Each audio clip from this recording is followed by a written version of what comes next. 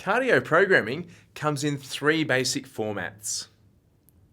First is continuous training, which is generally performed at a steady heart rate or intensity level. The second type is aerobic interval training, which involves a work phase of longer than 2 minutes and a rest phase of about the same time. The third type is anaerobic interval training, which involves a high-intensity work of less than 2 minutes, interspersed with a low-intensity recovery phase.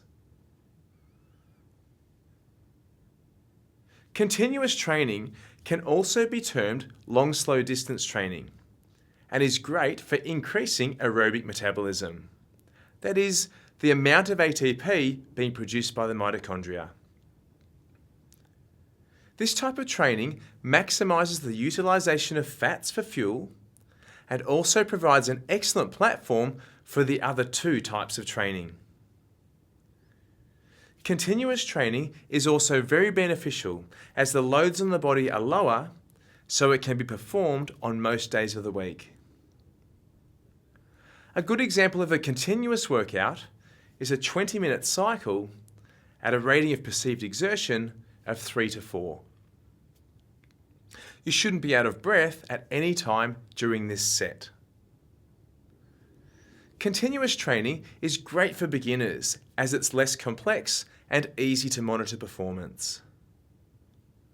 It's also a great training technique to give intermediate and advanced clients to do on every other day, in between hard interval training days. Aerobic interval training generally consists of efforts between 2 and 5 minutes, with approximately the same amount of rest time.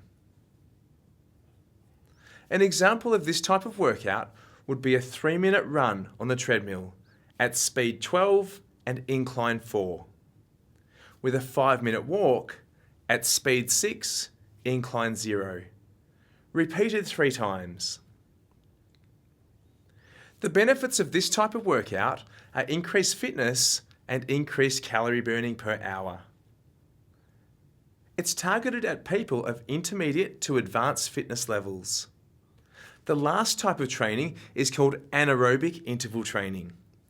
It involves very hard efforts, normally of a duration less than 2 minutes.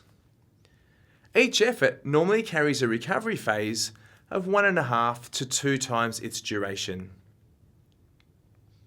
A good example of this is cross trainer, 1 minute at level 16 at 70 strides per minute, then 2 minutes at level 10 at 70 strides per minute. Repeat this 10 times for a 30-minute workout. In this interval set, we can calculate that the client will spend 10 minutes at level 16 and 20 minutes at level 10. Having your client work harder for short bursts of energy promotes aerobic enzyme activity in the recovery phase, which leads to greater number of calories burned from fat. So it's really important to develop a range of anaerobic interval training sessions for various pieces of cardio equipment. This maximises results and keeps your clients motivated to the max.